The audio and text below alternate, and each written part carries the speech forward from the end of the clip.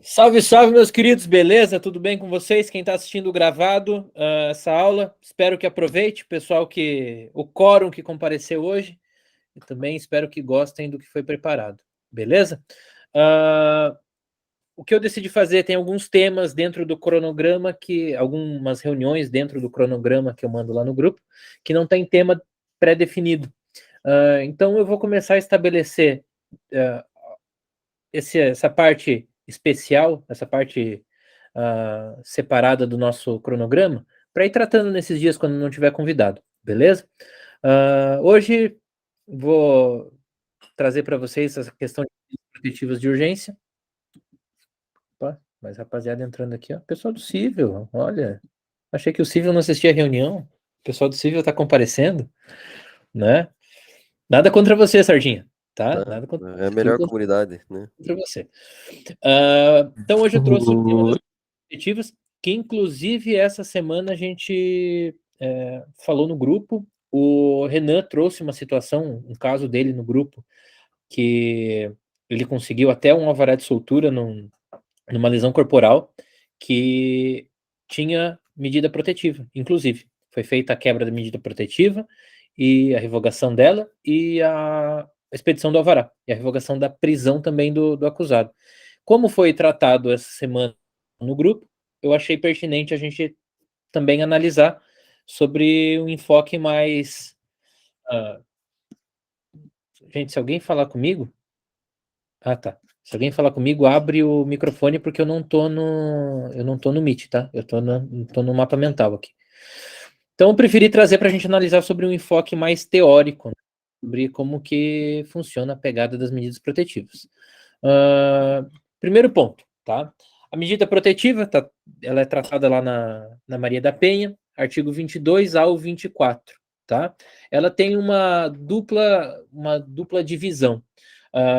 As obrigações do acusado, né, do réu, as obrigações que ele tem, e medidas que protejam a ofendida, tá? Então, ela tem, assim, uma situação um pouco mista, né?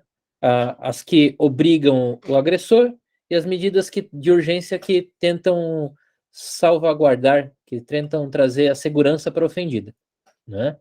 A gente estava conversando aqui, o Messias e a Thaís, a gente estava conversando antes de começar a reunião. Meu primeiro estágio foi na Delegacia da Mulher, em Curitiba. Meu primeiro estágio. Até foi um pouco bizarro o jeito que começou meu primeiro estágio na Delegacia da Mulher. Eu era estagiário no cartório, minha vaga de estágio era para o cartório, e eu cheguei e tinha que descrever alguns bens que tinham sido apreendidos e fazer o termo e juntar o termo nos inquéritos. E chegou uma caixa cheia daqueles Ziploc, aqueles envelopes transparentes fechados, cheio, e tudo etiquetado, com as etiquetas com a numeração dos inquéritos, e eu tinha que fazer as descrições, e ir juntando e devolver para aquela caixa que eles iam mandar para o Instituto de Criminalística. Comecei a fazer o trabalho, a primeira situação que apareceu foi como se fosse um punhal ensanguentado dentro de um Ziploc. Meu primeiro dia de estágio na Delegacia da Mulher, eu tive que me deparar com aquele punhal ensanguentado para fazer a juntada dele no inquérito policial. Um tempo depois, a vítima acabou falecendo e o inquérito foi remetido para homicídios, para dar continuidade na investigação. Entraram? Tinha mais dois para entrar? Beleza. Então, assim, qual que é o objetivo desses dois pontos das medidas protetivas? É esse aqui, é tentar proteger a vítima e trazer obrigações para o agressor. Forma de requerimento, tá?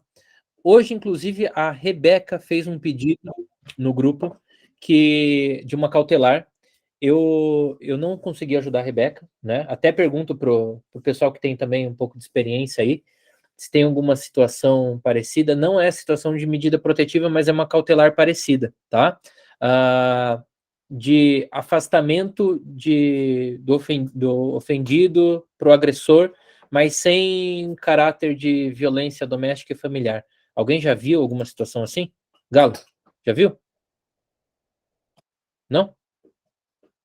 Liga o mic aí. Não me lembro de Tem a ver, medida, mas não. eu creio que dá para pedir como cautelar mesmo própria do 282, né? Porque a gente até procurou hoje, tentou localizar algum processo, alguma júris, alguma coisa que desse um norte para fazer um pedido desse, mas Mas até não é caso agora de violência doméstica? não é caso de violência doméstica. Se for viável, Mas é daria para esclarecido? representar nesse sentido, contra assistente de Boa acusação. noite, doutor. Basicamente, meu cliente está sendo ameaçado e ele, além da ameaça, ele está sendo perseguido tanto na residência quanto nas redes sociais dele, com os parentes, amigos. E agora o agressor conseguiu acesso ao condomínio e está instalado do lado do apartamento dele, fazendo várias ameaças. E tem prova Basicamente é isso disso? o caso. Eu, Registra tudo, encaminha para a delegacia de polícia. Se Porque já tem uma ação em andamento, a própria autoridade policial pode representar. Se não for o caso, o Ministério Público mesmo pode representar pela aplicação de medidas cautelares ou, se ele está se sentindo de fato ameaçado e está atrapalhando o processo, pode inclusive gerar preventiva eu por garantia da acredito, instrução. eu acredito até que seguir essa ordem aqui das medidas protetivas, essa ideia, essa lógica, né? Do boletim de ocorrência. No caso, é uma ameaça, então apresenta queixa-crime. E na queixa-crime faz o pedido das cautelares. Só que o fato é que você precisa comprovar muito bem tudo o que está acontecendo. Não é só o boletim de ocorrência, tá? Não é só você juntar um boletim, eu beleza? tenho um caso, Prints, a Renato. gravação dessa perturbação logo ao lado, né? Se puder, provas da maneira que melhor convier que ele puder fazer. Pode falar, Aline. Eu tenho um caso de um cliente que ele não é, eu não sou advogada do processo, mas eu orientei e ajudei lá, a gente conversou com o delegado lá em Morretes, que aquelas histórias de famílias do uso capião, todo mundo, aqueles assentamentos do INCRA e tal, Uhum. e o pessoal estava ameaçando, a família do marido estava ameaçando a mulher. Passava, tipo, ficava só ela e as crianças pequenas e ficava passando do lado da janela, assim, e nada verbal, né? Ele chegou não, ele chegou a fazer verbal. A gente fez a tentativa, mas só deu certo porque o marido chegou às vias de fato com o irmão. Tá, que teve uma Porque eles não queriam situação. dar. Teve uma Aqui situação física, material que comprovou. teve, Mas no era caso, no caso da Rebeca, eu acho que seguir essa linha como se pensasse na medida protetiva de fato, mas faz o boletim e apresenta o pedido de cautelar na queixa-crime, tá? Ah, assim, qual que é o caminho? O caminho óbvio, mais tranquilo para conseguir a medida protetiva. Boletim de ocorrência e a própria representação na delegacia, eles já encaminham, eles já têm o fluxo. Eu sei por Curitiba que eles têm a linha de fluxo da medida protetiva, que é situação de 48 horas, ela já está concedida, né? Questão de 48 horas. Eles lavram tudo num dia, levam no dia seguinte pro juizado de violência doméstica, o juizado de violência doméstica já começa a sair as decisões logo na sequência, né? Na época era a doutora Simone Carrasco, era a juíza. O nome de Carrasco já dá medo, né? Só que não é só por via da delegacia que pode se conseguir a medida, né? A Defensoria Pública, próprio advogado, boletim de ocorrência, comprovação e a distribuição do pedido de forma autônoma, né, como petição inicial, Ministério Público. Então, assim, inclusive a própria vítima diretamente pode fazer esse pedido sem a necessidade de um advogado, tá? Então, é um pedido que é amplo, que busca de todas as formas alcançar o objetivo dele. Então, essas barreiras de burocracia, elas são rompidas no pedido de medidas protetivas de urgência. Beleza? Renato, Diga. saiu. Alguns advogados aqui estão usando como tese de defesa também. Se eu lembrei do que a Rebeca falou, que não só o boletim ele consta como prova cabal. Então, assim, se, como você disse, se puder juntar mais coisas também na hora de fazer um eventual queixa-crime, seria bom, porque só o boletim não consta como prova. É que o boletim ele só é um registro do fato, Ele é né? só um O registro boletim do fato. ele não tem aquela como boletim feito pela polícia, a presunção relativa de veracidade. Ele é só um registro. Então pode se colocar o que quiser dentro do boletim. Como que a pessoa chega na delegacia, faz um boletim e já vai analisar aquilo ali como uma prova para se conceder uma medida ou não, tá? A medida, o detalhe da medida é que ela é impugnada ela também pode ser impugnada via HC, porque ela tem a pretensão de restrição de liberdade do autor do fato. A exemplo, raio de aproximação, aproximação dos locais que a vítima se encontra. Eu já vi várias situações em que a vítima e o acusado trabalhavam no mesmo local, né? Como que ele mantém a subsistência dele dessa forma? Entendeu qual que é a situação? Então, assim, ele tem uma restrição de liberdade, ele tem uma restrição de subsistência. Inclusive, teve uma decisão dia 6/3, até coloquei aqui para falar com vocês. Essa decisão do dia 3, o que aconteceu? Era um DJ que uma das medidas uma das cautelares que foi imposta para ele era o recolhimento domiciliar noturno. E o cara era DJ, ele ganhava vida como DJ. Como que ele vai ganhar a subsistência dele com recolhimento noturno, se o trabalho dele é de noite? Entendeu? A vítima alegou que ela frequentava alguns lugares que ele trabalhava, alguns bares que ele trabalhava, a vítima frequentava. E no caso ele, como agressor, ele não pode se aproximar da vítima. A hipossuficiência é pro lado da vítima. Como que ele vai manter a subsistência dele? O Tribunal de Justiça de São Paulo relativizou isso e revogou as medidas protetivas, visto que elas já se estendiam por muito tempo, visto que não existiam indícios reais que ele era uma ameaça para a vítima. Teve toda uma análise, mas um dos pontos que eles tratam na decisão é a questão de subsistência dele. Né? É um dos pontos que eles tratam, que a medida não poderia afetar a subsistência dele também. Né? Seguindo. Gente, uma parada que eu faço errado. E eu descobri enquanto eu montava a aula que eu faço errado. Eu digo, eu aprendo muito enquanto eu monto aula, tá? Eu aprendo demais. Eu pego casos assim e eu nunca faço parceria, tá? E é extremamente importante a parceria. A partir de hoje, eu mudo essa minha visão, tá? A partir de hoje, eu mudo essa minha visão. Por quê? Por que é importante parceria? Alguém quer dar um chute?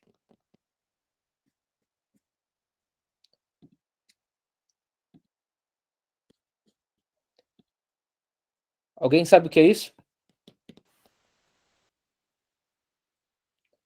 Sem Google. Sem Google. Diversar? Você ficar falando aleatoriamente sobre algo que você não sabe. Hã? Diversar seria você ficar falando aleatoriamente sobre algo que você efetivamente Não. não sabe.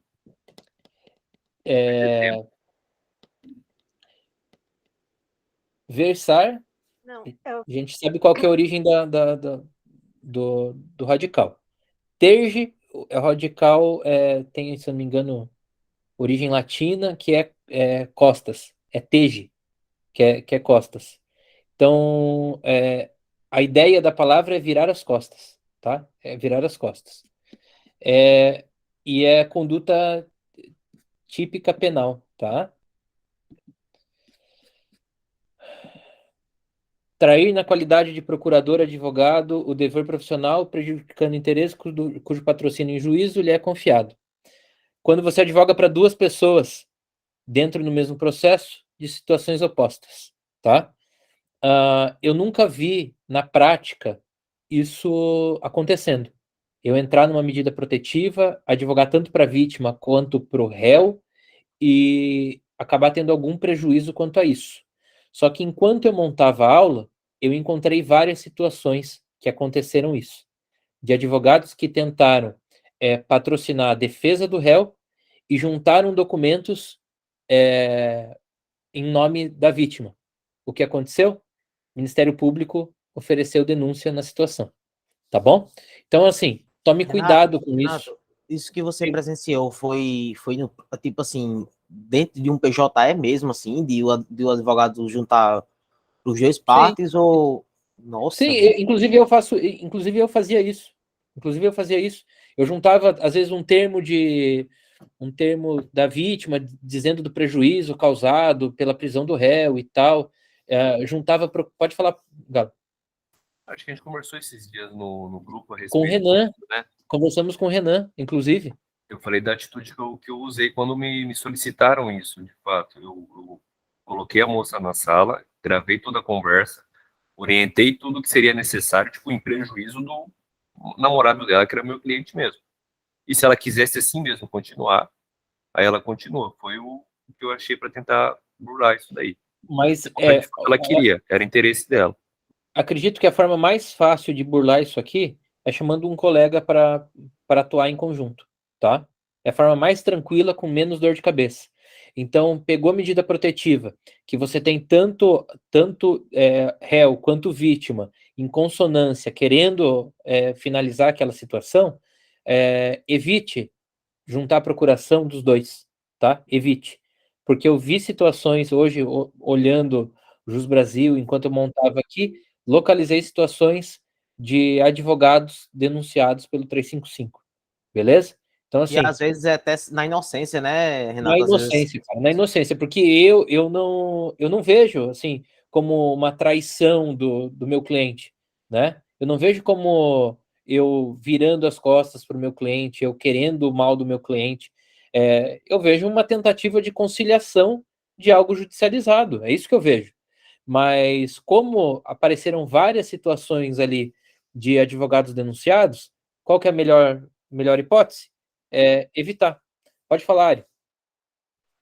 Mesmo que seja digamos assim, em benefício do próprio cliente, do teu cliente, independente. Independente, Acho tá? que no caso é benefício do cara, mas entendem que é prejuízo da mulher, no caso, né? É prejuízo da vítima. Ah, sim, entendi. Entendeu? Entendi. Então, assim, é uma situação que eu até coloquei essa importância aqui, porque eu acho que a gente tem que tomar, às vezes, certos cuidados, né? E não é nada que vai trazer um prejuízo absurdo. A gente tem uma comunidade gigante, tem advogado no Brasil inteiro, pegou um caso de medida protetiva, fala com o coleguinha ali, me ajuda aqui nisso aqui, né? Me ajuda aqui nessa situação aqui. Fim de papo, sem estresse, tá? Formas de revogação, tá? Primeiro ponto, casos que têm medida protetiva deferida, o que eu falo para o cliente? Eu pergunto toda a situação do cliente, eu faço toda a pergunta, onde você trabalha, como você trabalha, qual que é o teu contato com ela, como que vocês têm, às vezes, o trabalho em comum, vocês frequentam lugares em comum, qual que é a situação, sua real situação?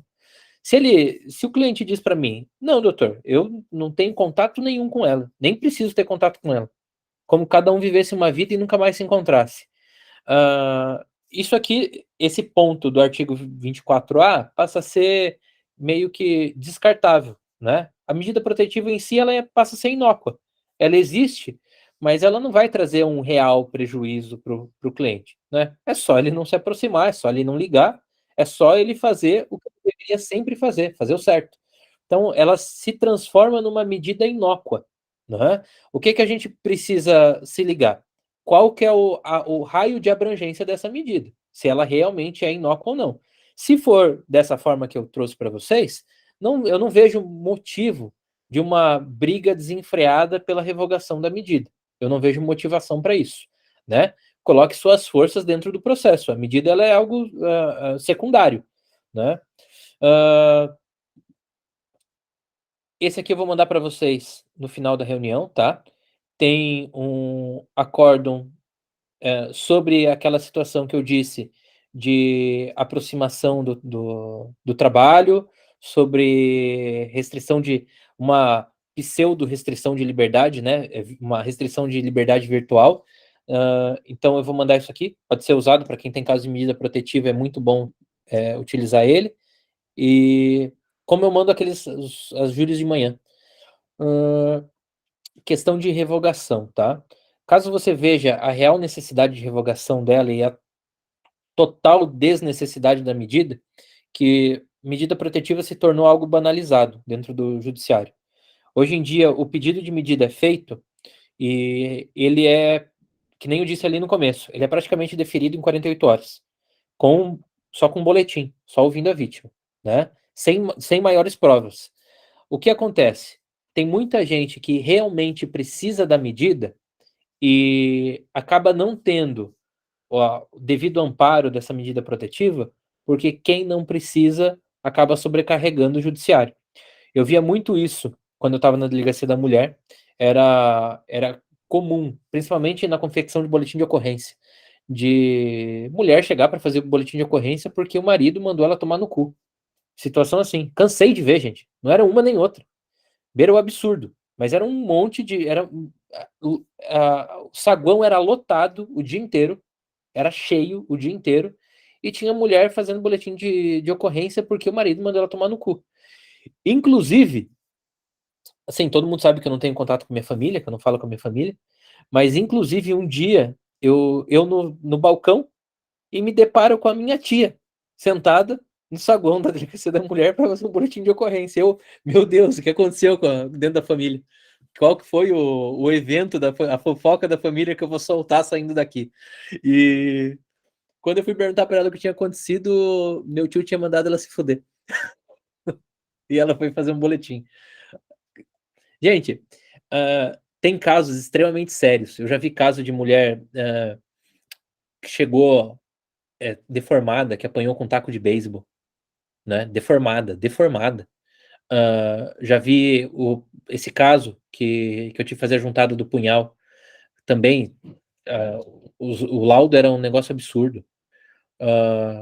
Então, assim, agressões físicas de extrema violência. Então, acabou que a medida protetiva se tornou algo banalizado dentro da delegacia, dentro do judiciário, né? E é até na função de advogado, às vezes da vítima, banalizar esse tipo de medida, também tome cuidado, né? Veja se realmente tem a necessidade, né? Porque o que acontece? Você às vezes mete um pedido desse aqui e o tempo que o teu pedido está sendo analisado lá, alguém que realmente precisa não tem isso. Situações banais de medida, a gente tem que mostrar também para o cliente resultado, eu sei, a gente tem que compensar o dinheiro que o cliente paga para a gente, tem que mostrar para o cliente que aquele valor de honorários ali está sendo utilizado. Muitas vezes o cliente não sabe exatamente o que ele quer. O cliente chega para fazer o atendimento com você, ele não tem noção se aquilo ali realmente o que ele precisa, realmente qual o objetivo final dele. Veja se é isso mesmo que o cliente, num caso de medida protetiva, vai precisar, tá? O requerimento é direcionado para o juízo de primeiro grau, tá? Normalmente não precisa da audiência de justificação, que é aquela audiência de produção de provas no criminal, que é a audiência também utilizada lá na revisão criminal para produzir provas, tá? Normalmente não precisa da audiência de justificação, mas se você não tem conjunto probatório apto e você vê que é uma situação séria, a audiência de justificação pode ajudar muito, então você pode se utilizar dela e demonstre realmente a necessidade para se conseguir alcançar o pedido, né? Em caso de negativa, aí tem uma situação que não tem o entendimento de qual recurso que cabe, tá, gente? Você pode protocolar o rese, pode usar o HC, a doutrina não pacificou qual que é o recurso cabível para negativa a decisão que nega a medida protetiva, tá? O que eu achei muito foi o pessoal interpondo o rese, tá?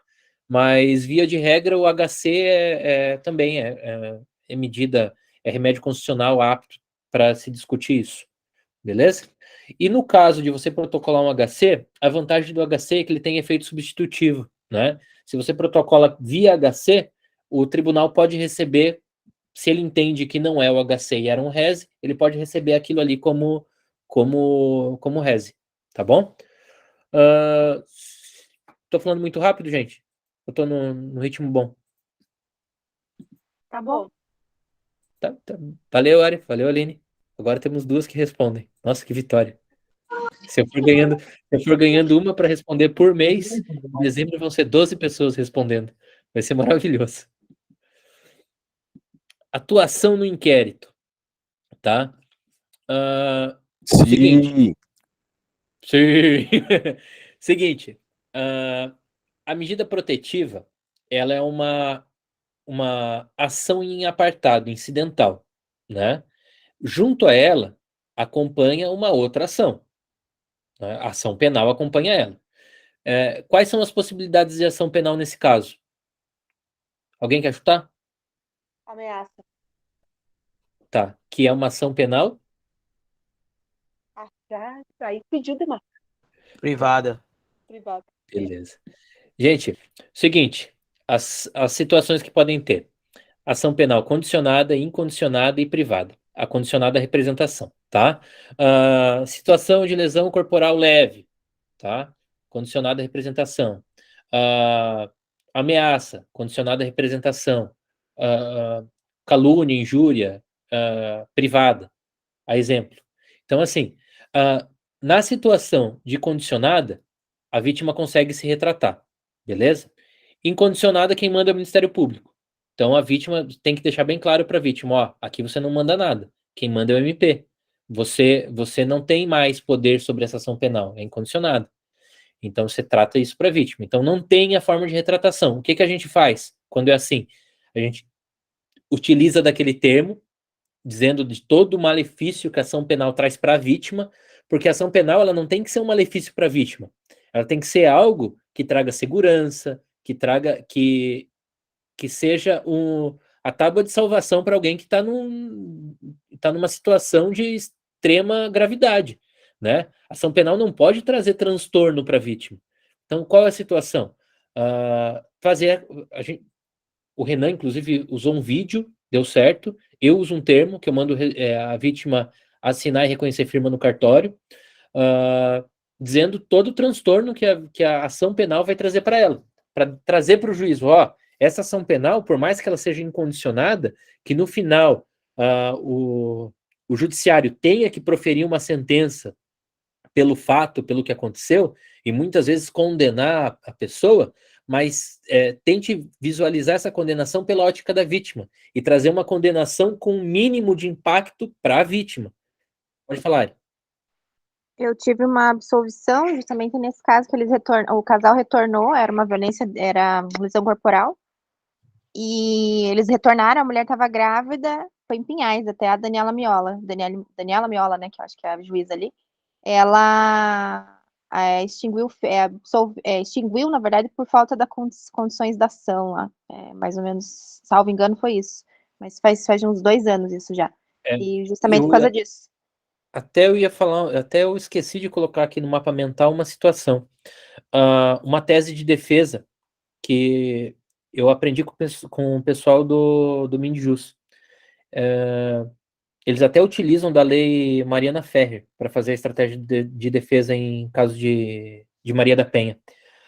Quando chega na audiência, a vítima diz que se mantém em silêncio, tal. A vítima fala que vai se manter em silêncio. Normalmente o Ministério Público e o juiz tentam pressionar a vítima. O que os advogados fazem? Eles estavam dizendo que tem dado muito certo. Eles invocam a lei Mariana Ferrer contra juiz e Ministério Público, dizendo que eles estão colocando a vítima numa situação, estão pressionando, colocando numa situação delicada, que ela não vai falar nada, porque se ela falar, ela vai incorrer no crime de falso, e como ela tem a possibilidade de incorrer no crime de falso, ela faz uso constitucional do direito de não autoincriminação. Então, assim, é uma tese que tem dado certo e tem funcionado, mas é uma estratégia para instrução, tá? Uma estratégia que assim, não vai ter o depoimento da vítima, não vai ter como condenar. E você consegue usar só na audiência de instrução esse tipo de tese, beleza? Não coloquei aqui, porque eu acabei esquecendo, mas é interessante também a linha de raciocínio deles na situação de autoincriminação e a abordagem do Ministério Público e juiz para cima da vítima, né? Renato, Pode falar. teve uma colega que ela tentou fazer a invocação dessa lei em delegacia. E, além de não colar, ele esqueceu de fazer a instrução aqui. Ou seja, ela tinha uma arma que podia ser usada no momento certo e usou erroneamente. E acabou que a vítima ficou desamparada lá. Você tem que estar preparado, né? Assim, que nem o Rodrigo fez a audiência, a primeira audiência dele essa semana, e todo mundo viu, né? Que ele estava extremamente ansioso com a audiência e tal. E, cara, ele se preparou demais, assim. Ele sabia exatamente tudo que estava acontecendo na audiência. Ele tinha montado na cabeça dele todas as hipóteses. É função nossa, independente da situação, não só na situação de Maria da Penha, né? Isso é uma estratégia. Mas a gente ter controle sobre a estratégia que a gente vai usar na audiência, né? A gente tem que ter esse controle. A gente está recebendo para isso. Então, não é uma tese difícil de se usar. Não é uma manobra difícil de se aplicar. Não, assim, longe disso. Mas a gente precisa ter total noção de como, momento. É um jogo de xadrez. Processo penal, diferente das outras áreas do direito, que são muito piores do que a nossa. Perdão para quem é do civil que está aqui. Mas o processo penal, ele é um jogo de xadrez. Por isso que faz o processo penal ser tão interessante. Faz ele ser tão desafiador. Porque você tem que, não é só mover a peça, simplesmente mover por mover. Você tem que saber qual peça mover, como mover, a hora certa de movimentar, entendeu? Não é só protocolar lá, teve uma decisão negada, eu vou protocolar um agravo de instrumento, uma interlocutória negada, agravo de instrumento. Não. Teve uma revogação de preventiva negado, é a hora de eu fazer um HC ou é a hora de eu esperar o momento de uma instrução, uma produção de prova para depois eu fazer o HC? Uma operação, é o momento de eu pedir uma revogação de temporária ou é melhor eu juntar provas no processo para o juiz derrubar a temporária de ofício? Entendeu? Isso que é o legal do criminal. E essas teses que eu trago, essas formas de você manusear dentro da instrução, é fácil de ter controle. A gente só precisa ter os gatilhos certos e o momento certo para se utilizar, né?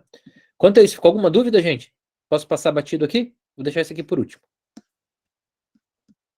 Posso continuar? Sim. Qual que é o maior problema no direito em divórcio? Qual que é o maior problema que tem? Porra, gente, isso é fácil, né? Só O casal voltar? Puta que pariu, em cheio, cara, isso aí. Gente, situações quando você faz o pedido de medida protetiva, também é muito comum o casal voltar, né? Você, advogado, fez o pedido, não foi a via policial. Você vai lá e faz o pedido. Contrato de honorários, pelo amor de Deus, gente, coloca a cláusula com multa em caso do casal voltar e desistir da medida, tá? A cláusula tá montada aqui, beleza? Então, eu vou mandar isso aqui em PDF para vocês, mas lembre-se de colocar a cláusula de multa, pelo menos lá uns 30%, 40% do valor total do contrato para a pessoa pagar, para você não fazer todo o pedido de medida, fazer todo o procedimento e depois lá Pode falar, Cláudia. Então, aconteceu isso comigo, eu fico com muita raiva. Pois é. Tava com contrato? Não, ela entrou em contato comigo e fez aqueles altos vídeos, postou no Instagram, arrasou com a vida dele, né? Aí todo mundo que viu, nossa, ficou, meu Deus, eu acho que essa mulher vai morrer se continuar com esse cara. Daqui a pouco, no outro dia, essa mulher já estava se retratando na rede social e disse que era tudo mentira e chorando atrás dele para ele voltar para ela. Quem queria bater nela agora era eu. A vontade era ir lá. Pode falar, Manuel.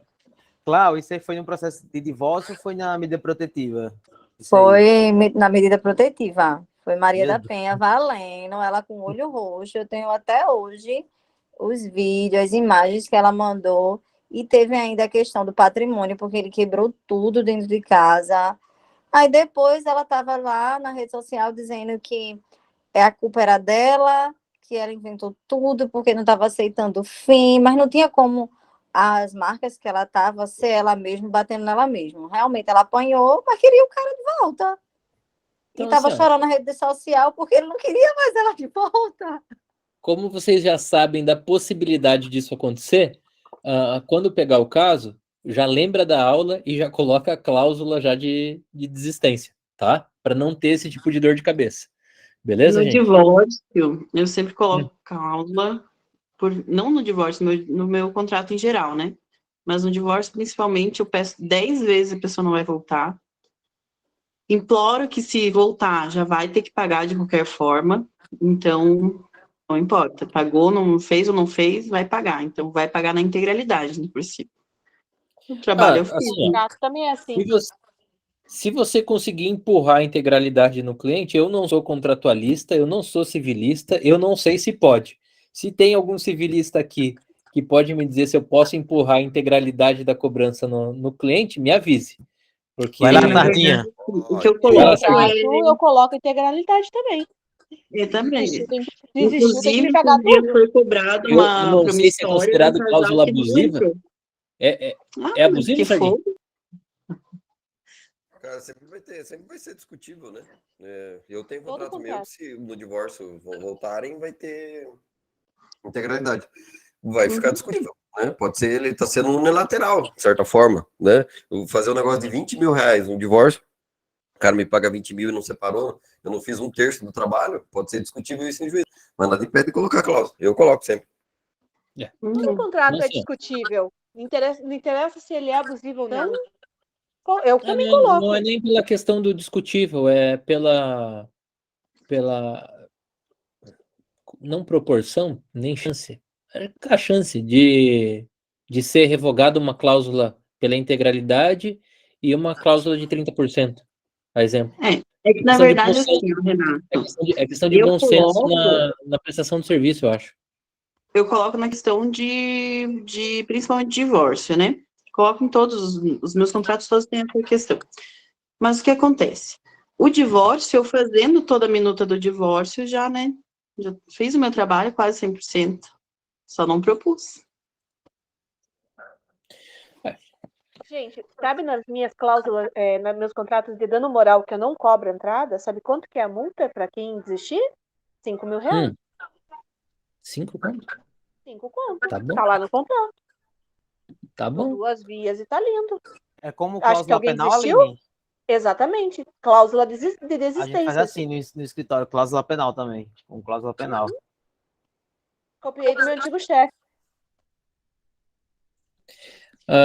Seguindo o baile, que a gente tem 10 minutos para acabar a reunião. Gente do céu. Hoje teve que ser rápido hoje. Violência patrimonial. Beleza?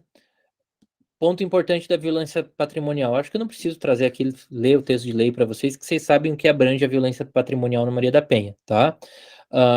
Situação que se discute afastamento do agressor da residência, que em alguns casos o agressor pede posteriormente indenização em razão do afastamento. Entendimento do STJ, juntei o RESP aqui, beleza? Não cabe indenização para o agressor com afastamento da residência em razão de violência doméstica, tá bom? Então, já fica sabendo que se o menino quiser uma indenização, o clientinho quiser uma indenização, já tira o cavalinho dele da chuva, que não vai ter indenização por ele ter sido afastado de casa, tá? Sugestão, não digo para ação penal, tá? Só estou dizendo o incidental, pelo apartado da medida protetiva, beleza? Desde impetração até acompanhamento como defensor. Gente, eu normalmente cobro entre 3 e 4 mil reais, tá? Normalmente.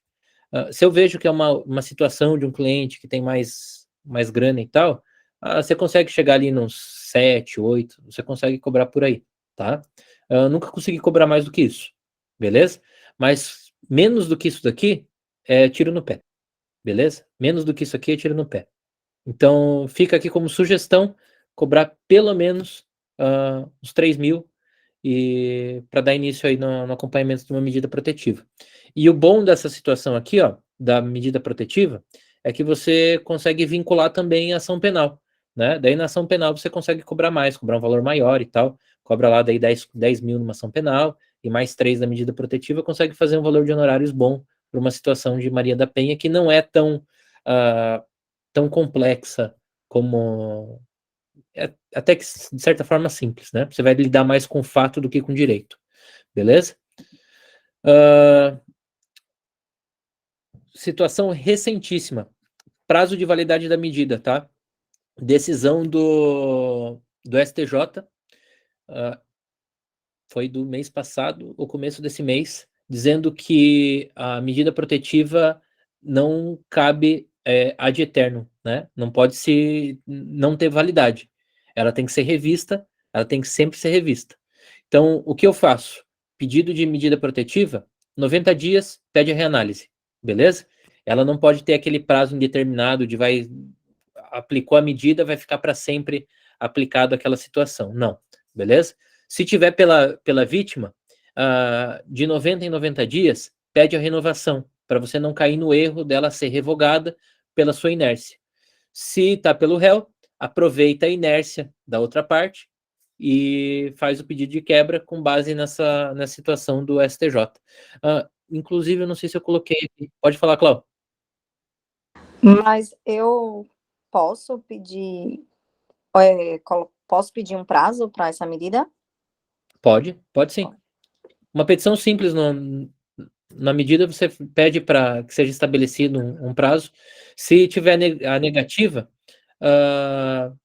daí pode falar. Se tiver a negativa, daí recorre para o tribunal, tá? Com rese ou com HC. Quando a decisão já... Quando a gente está pelo réu, né? No caso, na verdade, noticiado ali, né? Réu, entre aspas. Quando tem prazo de 6 meses, você espera esse prazo, 6 meses ou um ano, enfim, você espera daí esse prazo? A gente volta para cá, Ari. A gente volta aqui, ó. Para essa situação que eu falei aqui, ó. Qual que é o real impacto da medida na vida do réu? Entendeu? Qual que é o real impacto? Tá trazendo um transtorno extremo para ele? Se estiver trazendo transtorno, com 90 dias pede a reanálise, entendeu?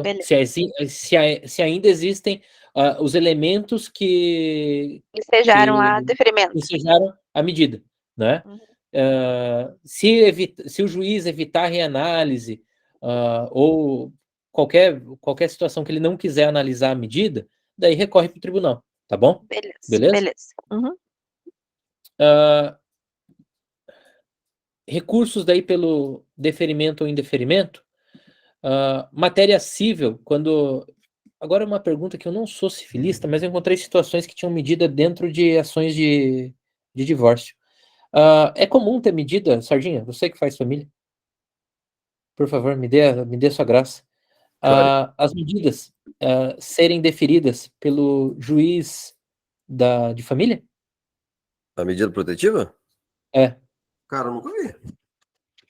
Nunca vi, porque não tem poder para isso, né? Ele precisa ter poder político. Eu encontrei algumas citações ali de medidas deferidas no curso de ações cíveis. Achei estranho.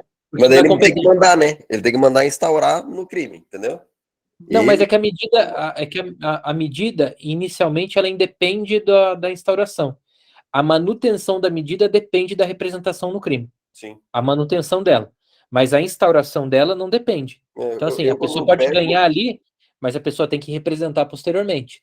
Eu encontrei algumas situações que foram deferidas em juízo civil, tá? Então, assim, via de regra, se for deferido ou em juízo civil,